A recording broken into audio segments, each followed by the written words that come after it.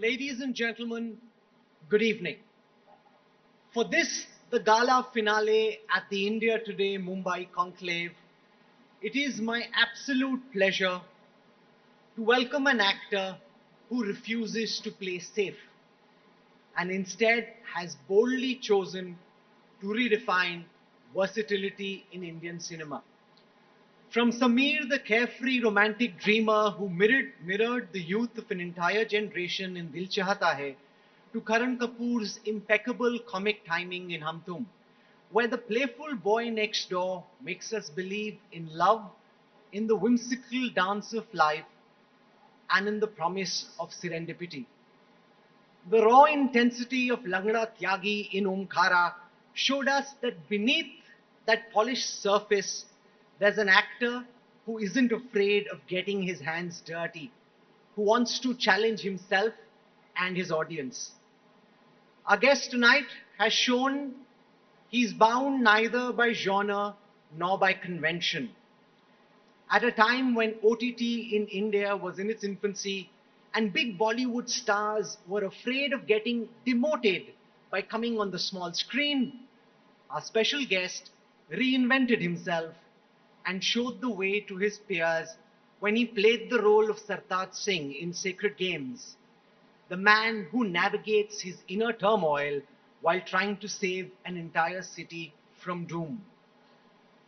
Whether as the fearless warrior in Lal Kaptan or the charismatic politician in Tandav, he's proven time and again that his journey is one of constant evolution.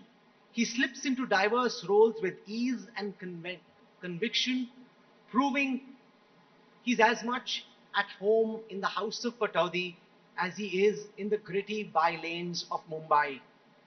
Tonight, ladies and gentlemen, we aren't just in the presence of a Bollywood actor.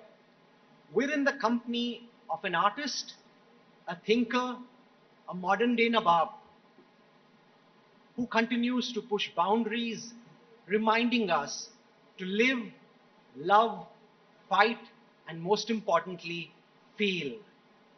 Ladies and gentlemen, at the India Today Conclave, join me in raising a very warm round of applause as I welcome Bollywood's modern-day Nawab. Can we hear it for Saif Ali Khan? Saif, I'm told that this is the first time that you've ever come to the India Today Conclave. What's kept you away from us for so long?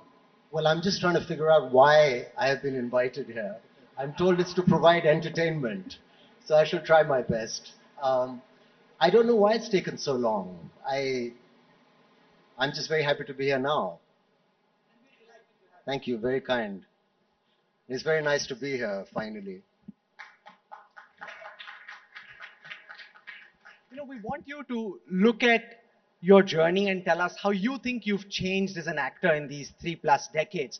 What is it that you know now, you do now, which you weren't aware of when you were just starting up? Well, I did my first film in 1992, and a lot has changed. My approach, obviously, at that time, I was fresh out of boarding school in England. My father, I think, had spent so much money planning a different future for me. But nobody had really asked me what I wanted to do. And I think, I don't know whether it's about having my mother's blood in me as well, but I've always been very interested in films and loved movies. But it took me a while to find my feet. And I think what's changed is absolutely everything. There was a time when I just kind of buckled down and said, I really want to understand this job and this craft, and I want to become a better actor. And I feel it's the most wonderful profession in the world, and I'm still scratching at the surface of figuring out how to play parts and how to kind of create an impression on screen. And it's the most magical thing. And it's something that I hope I can continue doing for the rest of my life and continue growing. I had idols when I was younger, like a young Johnny Depp, a young Brad Pitt, actors like Al Pacino. But now I find actors like Gary Oldman, I said Al Pacino already, have become my heroes because I think it's a craft that you should keep evolving and getting better with. So I don't know. I don't know what changed. At one point, I just said I want to get better at this. I've heard you say this once earlier, and I heard you say it as you came into the guest lounge tonight, that you could well have been living off your mom and your parents, right? Is that something that really I don't know if I could have lived off them because I don't know how much money they would have given me. At least my father was very clear. He told me when I was very young, he said, "Oh, I'm giving you this much pocket money." I think it was about 2,000 rupees a week or something. He said, "Oh, when you're older, I mean, when you're 21 or 22, I'll give you 20." And I thought, that would be great. You know, I thought it'd be amazing. But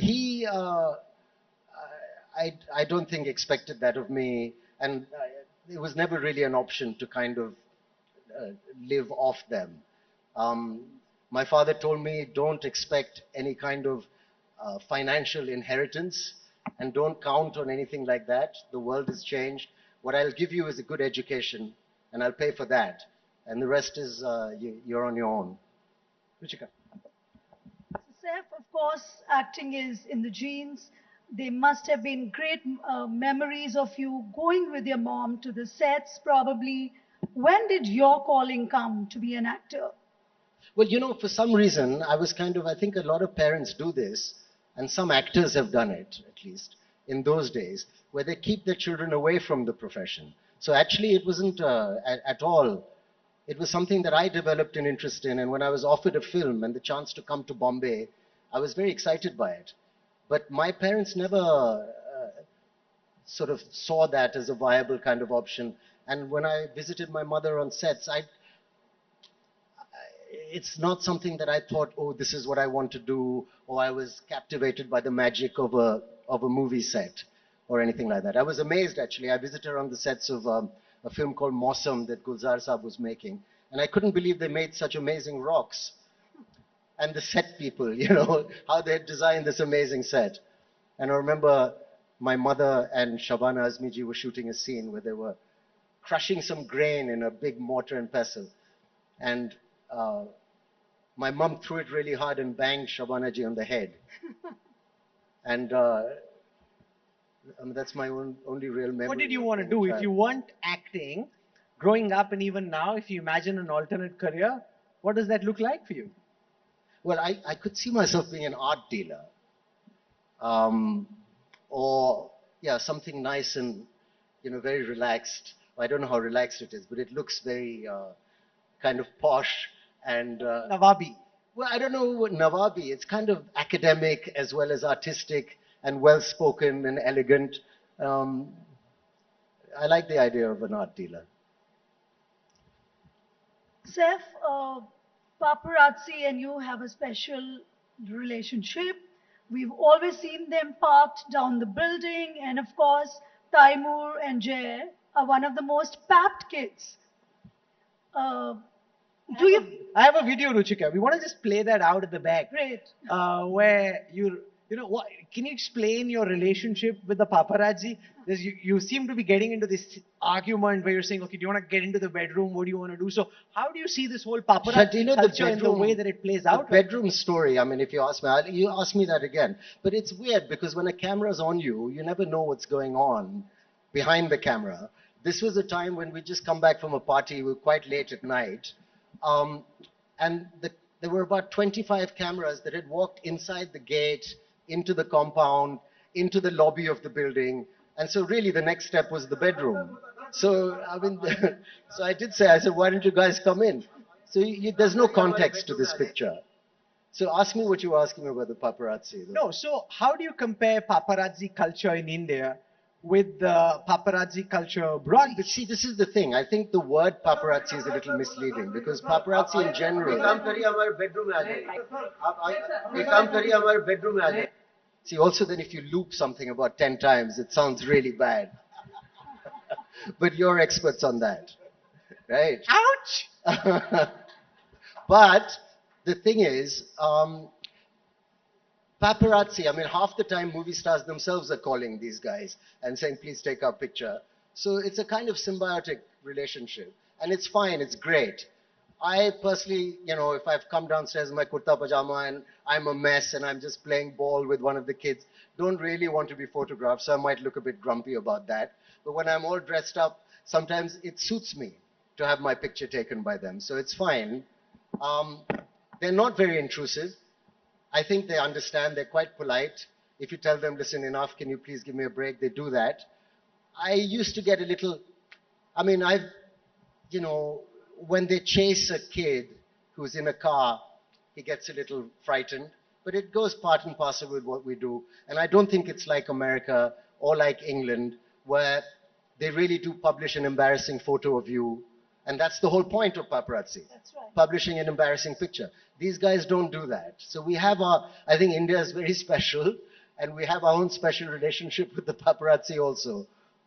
So it's fine. Usually, the paparazzi get paid for the photos that they take. It's only in India where some stars often tend to pay the paparazzi for taking pictures and I then mean, the posting. finances behind it are insane. I mean, sometimes you're inviting the paparazzi to come over. Some people are, I believe, paying. But most of us in my family, I think, have never paid a paparazzi member to take their picture. They have a rate card. I don't know if you know, where there's different people get, they get paid a certain amount. And one of my children was very high up on that card. So that was funny, but at the same time a little disturbing, because How much was he it? was 2 years old. I don't know how much it was, but it was enough for them to put everything else aside and park outside his house and wait for a glimpse. So he didn't love that, but what can you do? I'm curious about why you've chosen to stay off social media and Instagram, given the fact that a lot of the brand value that actors seem to derive comes from presence in social media, ability to push brands. Do you think you missed a trick there? No, I mean, I remember discussing it when it came out, but I think you kind of have to be happy with a certain amount. Like, I sit with my management and I say, okay, this is how much I'm making in terms of money. Do I really need to kind of turn this around and do something more? How much do we push? How happy are you with your. I think social media sometimes, for me, I think it's a great thing, and there's my wife is the queen of Instagram at home. And I see her following many interesting things about travel and cooking and all kinds of things. But for And me personally, yoga. if I was to take pictures of a moment, it destroys the moment for me. And I really like kind of enjoying my life. And sometimes you're having dinner or you're doing something with the kids. And even if my wife says, okay, can we take a picture? The kids, me, all of us are like, no, because, you either shoot something or you experience it. Any photographer will tell you it's quite difficult to do both. So for me, I think it's a great thing. And who knows, I might join it. I don't have a kind of a stand against it at all. It's just for me personally, I think it's too time consuming. And then I find myself, sometimes I have surfed Instagram and I've spent half an hour reading the most inane things. And my wife says I'm not following the right things. And then I kind of delete the app because I feel I've wasted a lot of time compared to something I could be reading in a book or, doing something more concrete with my time. Then, I mean, it's never ending.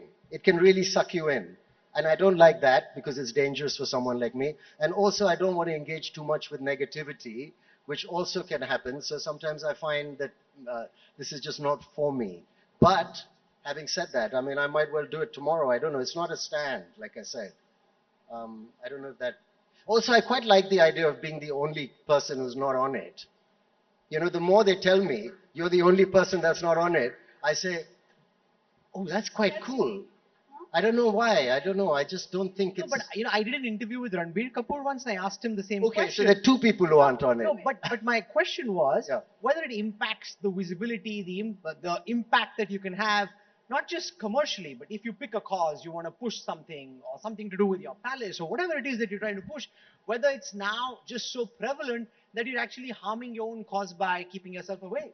I mean, no, because there's so much media everywhere. All you need, I mean, you can find an outlet for it with, old school interviews and journalism the way it used to be. I mean, this is, in a way, working against what you do. I mean, you would be removing the middleman, you'd be removing the priest. It would be like the Reformation of media if people started doing it themselves. You can also go through someone, right?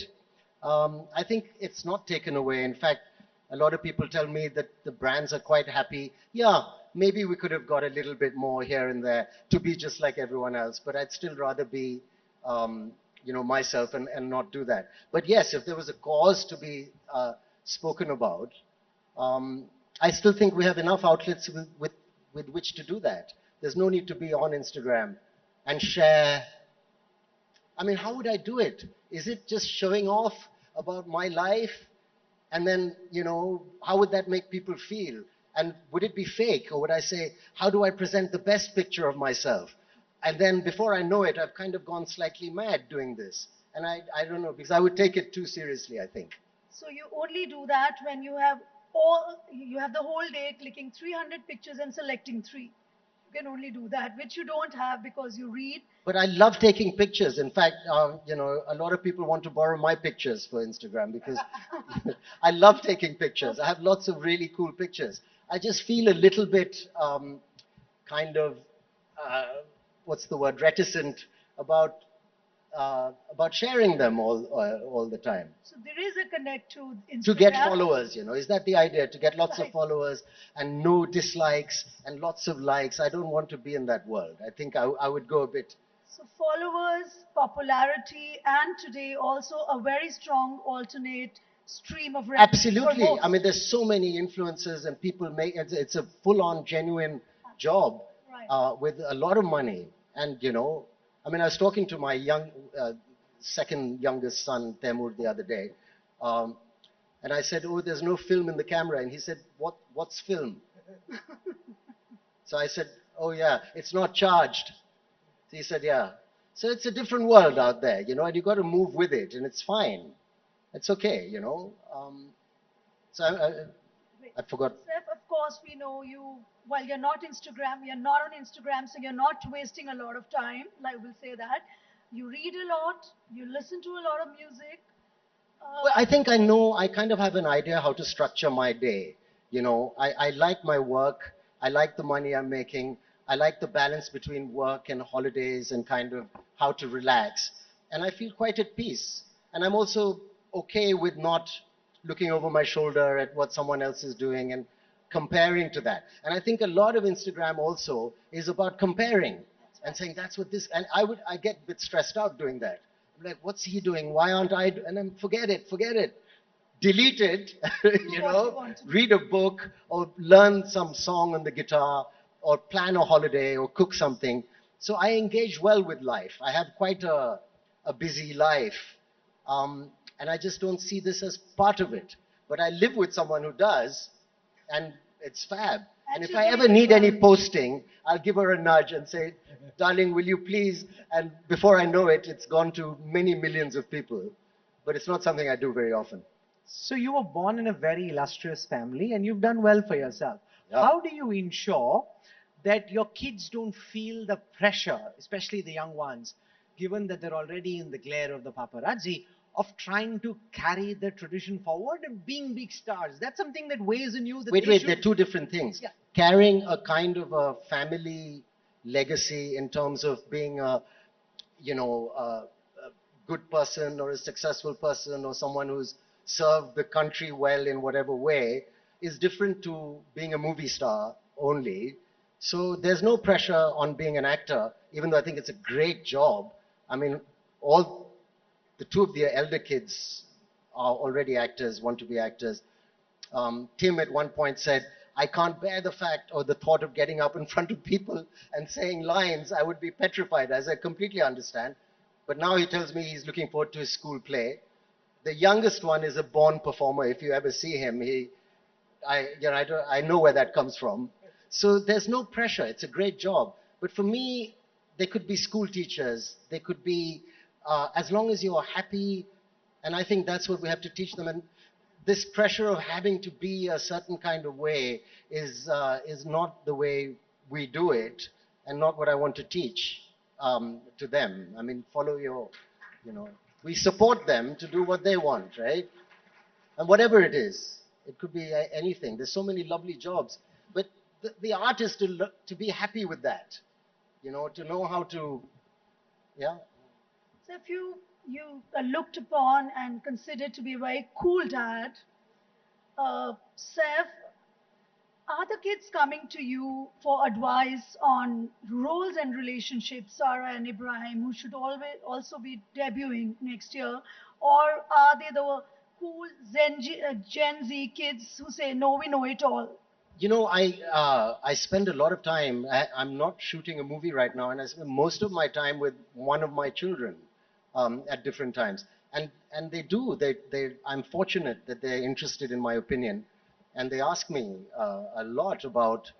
Um, I mean, my elder son recently asked me something about girls, and I had to give it quite a thought before answering. He said, so about What was the question? What was your answer? well.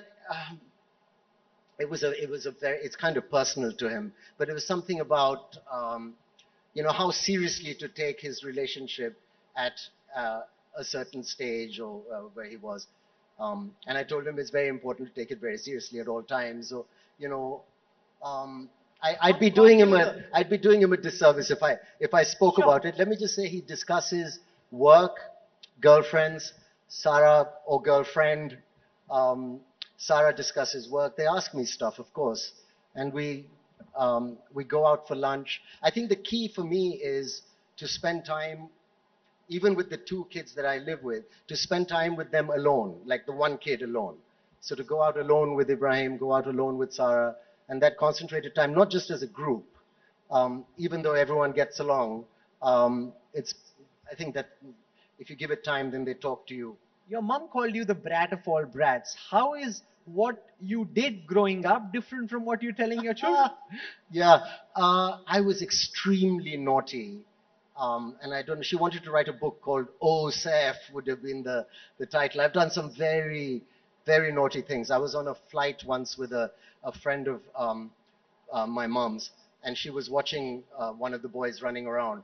And she was shaking her head, and I said, What? She said, if he's anything like you were, you're in a lot of trouble. He says, you don't know what all you've done, really naughty. So I hope, yeah, karmically, I probably deserve it. Um,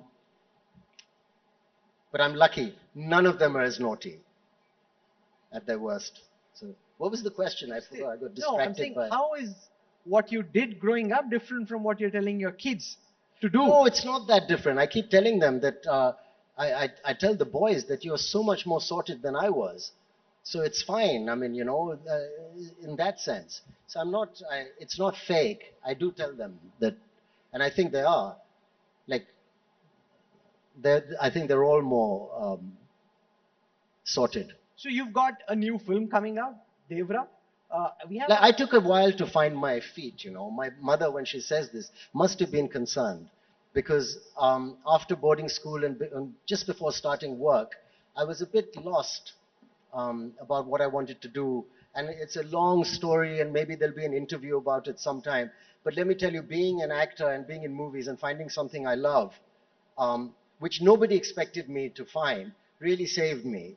And I think if anyone learns anything from that comment is if you find something that you really love doing, it can really help you, obviously, in life.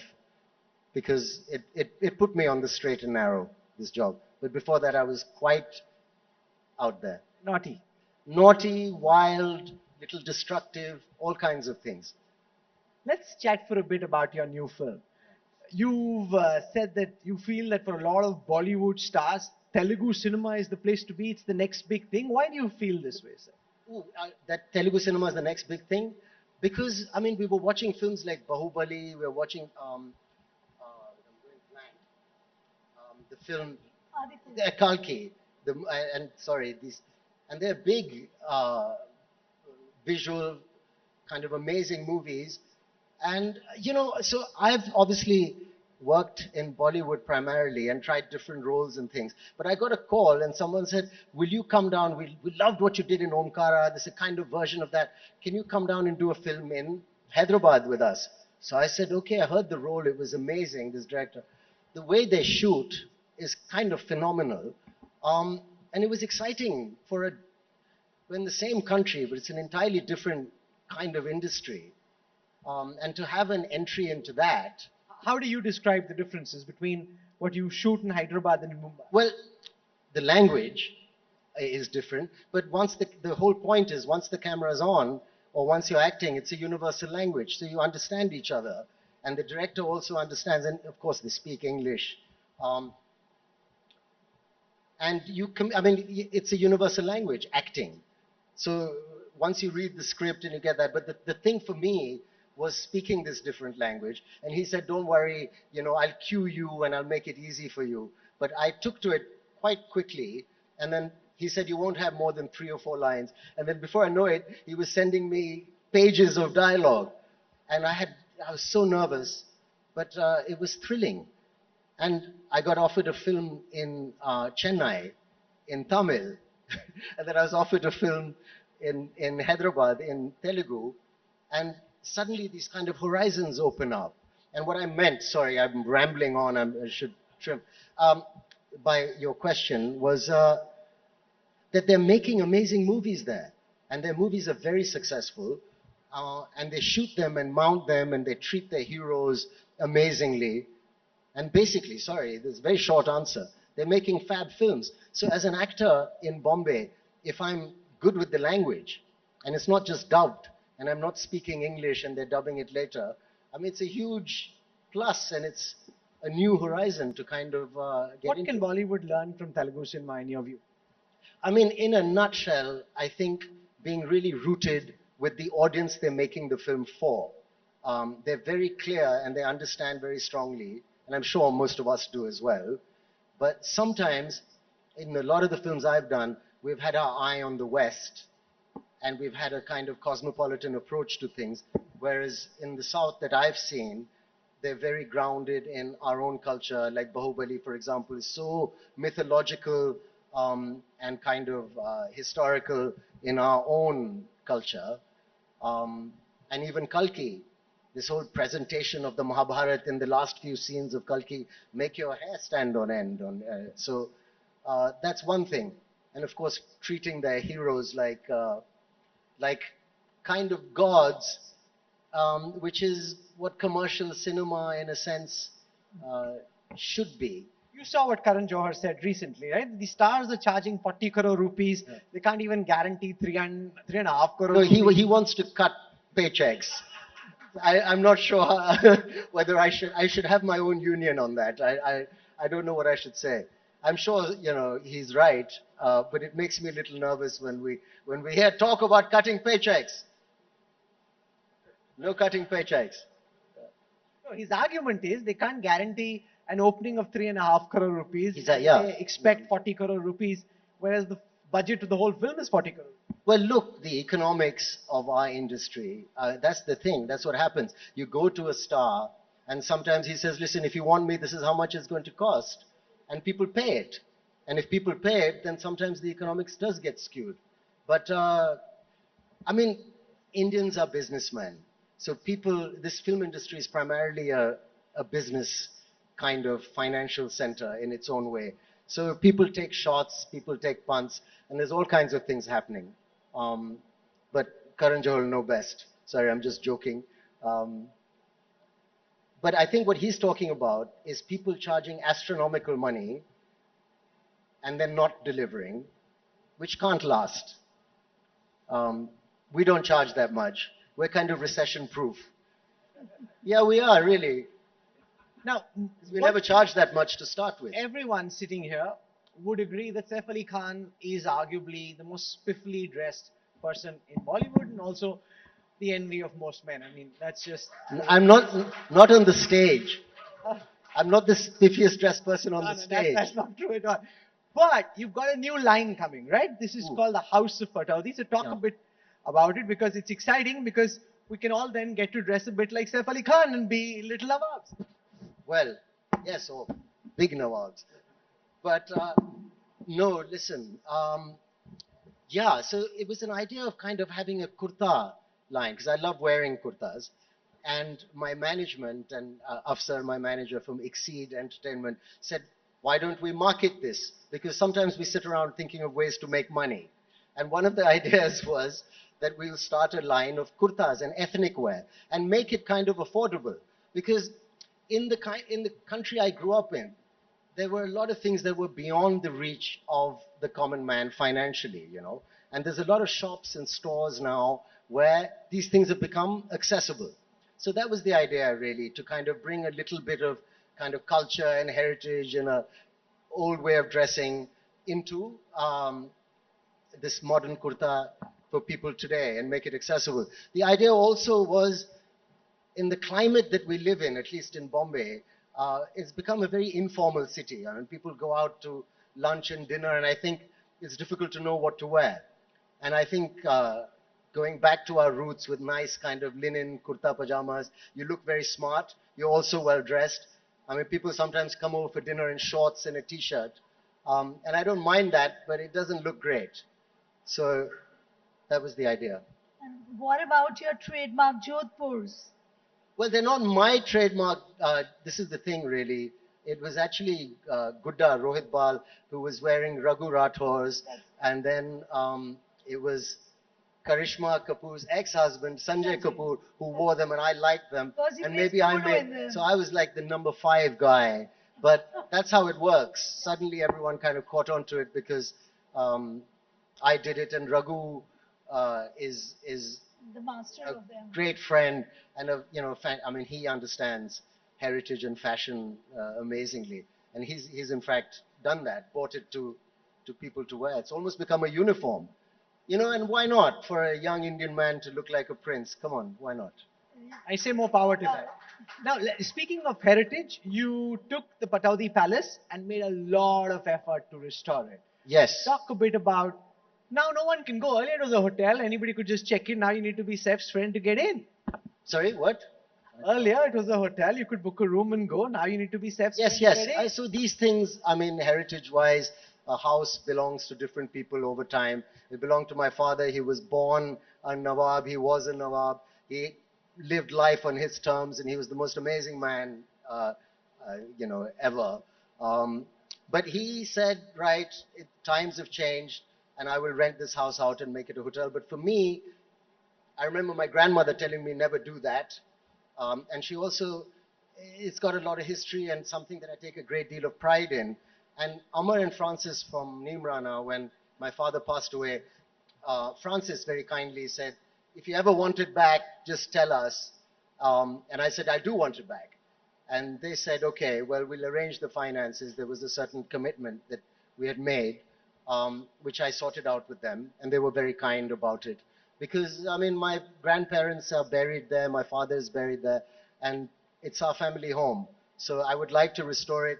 There's a lot of these old houses, we call them the Darbar Hall. It's a big room, but I find that an outdated name. I want to call it the Long Room, and because it's where the heart of cricket is at Lord's. And this house was built by, the 7th Nawab Pataudi, who played cricket for India and England, and my father. So I wanted to make it like put up their cricket blazers and bats and really restore this house with their spirit. And that's been my dream, and it's kind of almost done. So it's been. So maybe I didn't play cricket for India like them, which is a lot to ask anyway. 3 generations of cricketers. How good was your cricket? It was not bad. I played for school. I played for my first 11, and I enjoy cricket a lot. But it wasn't lightning in a bottle. It wasn't, oh my God, it wasn't like my I father's. saw some images of you playing cricket with your son. Yeah. Yeah, there he is. Yes. To be sure, he's holding the ball well. He's got the seam up tight. I mean, he loves sports. I mean, both of them. Even Ibrahim has played great cricket and got a couple of hundreds for his school. But in our country, I think playing cricket is like being a football player in Colombia or in, Argentina or something. I mean, the talent level is pretty high. I remember taking one of the boys to a cricket coach because it was my ex-wife who said, something very special. Let's show him to a professional. So we took Ibrahim to a cricket coach when he was young. He's a very good cricketer. And he said, sir, everyone is a very good cricketer in India. Maybe he should think of being a bowler because he's very tall. He said, but as far as being a batsman, you see those 100 kids there. So that's, Even when you're holidaying in London, taking your kids out to the park, playing football with them, playing yeah. cricket with them, that's something that you clearly prioritize quite a lot. Oh, 100%.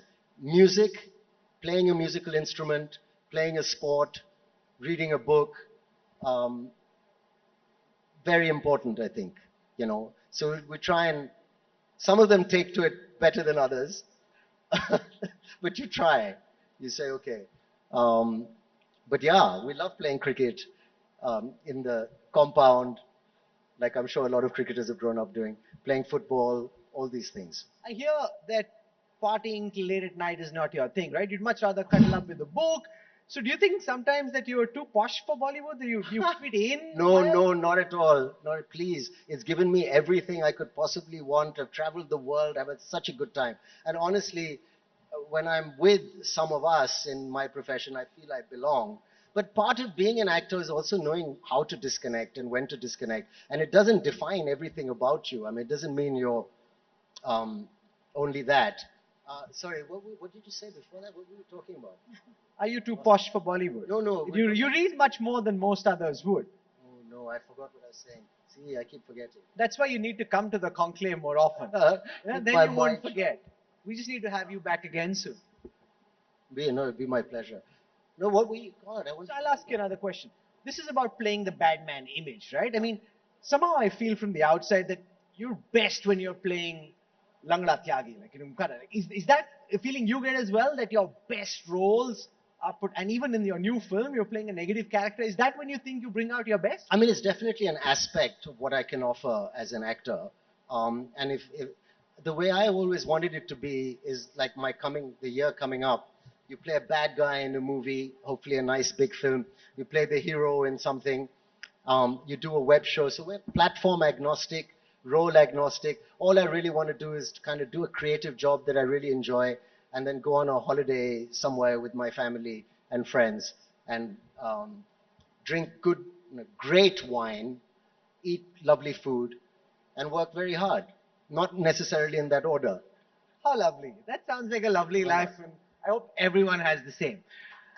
What's the one role that you'd really like to play which you haven't had a chance to play? Who, if you have the opportunity, reach out to someone just hypothetically and say, okay, hey, I think the way I used to say no, not anymore. But I think something mythological, like one of our heroes from the Mahabharata or something, or muscular in a chariot with bows and arrows, or perhaps something like that.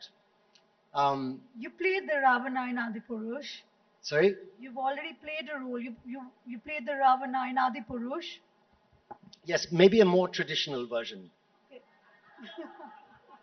no, but speaking of Adi Purush and speaking of, say, what emergency is going through, and why I want to just go beyond what we've discussed so far is because there's so much of a pushback, right? And you're a thinking actor, and I wonder what you think of, somebody randomly standing up and saying, I don't like these dialogues in Adi Purush, I don't like emergency in what you're doing.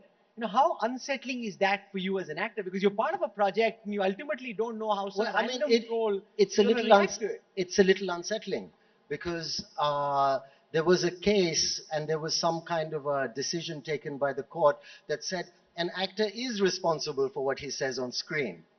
So technically, if you say something, you could get a case against you saying you shouldn't have said that, which is a lot of pressure. So you try and tell the producer that, listen, if anyone gets in trouble, it's going to be you, right?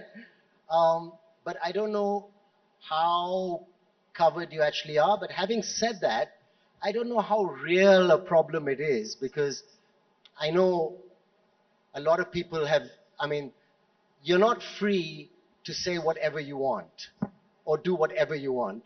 And we all have to kind of slightly police ourselves and be a bit careful. Otherwise, there could be trouble. So it's unsettling, but you also understand that, look, there's certain areas, for example, religion. You just stay away from that. And there's many stories we can tell. We're not here to make trouble. So we're like, fine. So we'll just stay completely away from that. Politics? Sure. You've played Yes. you played a role of a politician. I did. Yeah? And that think show there's a lot also of- ran into a fair amount of trouble and was almost cancelled and the producer of the show in Amazon was under a lot of pressure, of all kinds of pressure. So you learn that next time, probably not. If somebody asked me, would you like to do that same job again, knowing what I know now, I'd say no, it's asking for trouble. But I'm lucky I get a lot of offers, I can do something else. So these areas, you need to be a little careful. Is there a solution to self-censorship? Because as a journalist, I don't think it's a good idea. I think people should push the boundary of Lovely. fair And as a speech. journalist, I'm so proud of you for saying that, because you are a journalist and a political journalist who must make your dharam is to do that. Raj Dharam. You know, so you must do that. And I'm very proud of you that you do that. You do that all the time. And one of the reasons I'm here today talking to you is because I respect you for that. And I think it's great. But my job is not necessary to do that, because what we do is to unify people. And sometimes I find if I make a certain comment or do a certain thing, I end up dividing people. And that goes completely against what we had set out to do in the first place. I mean, our profession is one of the few things that bring this whole country together, irrespective of caste and creed, right? So I think you have to think before you get into that. I mean, I'm not a politician. I don't really want to be a politician. And if I had strong views, I think I would become one and then share them in that You way. have strong political views? No, not really. I mean, yes, sometimes. But would I like to make them public? No. I'll tell you why as well. There were the Bombay Gym Club, you know. Somebody said, can you, as a microcosm, can you come and canvass for a certain candidate? And I did that, and I made it obvious who I stand for, and they lost. And the person who won was like, okay. Dekh lenge tum. That was a very, very frightening feeling. I mean, you guys are really brave and much braver than me. I'm not looking for that kind of heat. Ruchika. So probably. But if I was, then I would go all the way and become and join a political party. But I'm not ready to do that yet. If I wanted What kind to. of politician do you like? I like a brave politician. I like an Do honest you see politician. any brave, when you see Yes. the firmament of political stars on the horizon, from Prime Minister Modi to Rahul Gandhi, Kejriwal, all those characters in Mumbai, who do you think of as a brave politician who can take India into the future? I think they're all brave politicians. I think what Rahul Gandhi has done has also been very impressive, because there's a point where people were disrespecting things he was saying and things he was doing, and I think he's turned that around by working very hard in a very interesting way. I think, and beyond that, I mean, I don't want to get into a thing of who I support and what my politics is, because I want to be apolitical in my outlook. And I think the country has spoken quite clearly. I'm happy about one thing, that democracy is alive and thriving in India. And more power to that. And more What can power be to- better than having a democracy where voters speak their mind and speak very loudly? Absolutely. Saif Ali Khan, it has been an absolute pleasure to Thank have you. you with us at the India Today Conclave. And I hope dearly that we won't have to wait for as many years as we had to tonight to have you here for the first time. Thank you. That an encore happens much sooner than the debut. Sorry? That the encore happens much sooner than the debut. Well, thank you. That's very kind. Let's see how it goes. You've been Let's see fantastic. what Ladies happens. and gentlemen, can we have a very warm round of applause for the Nawab of Bollywood, Saif Ali Khan, who helps us conclude this in the most fantastic fashion possible. Thank you so much.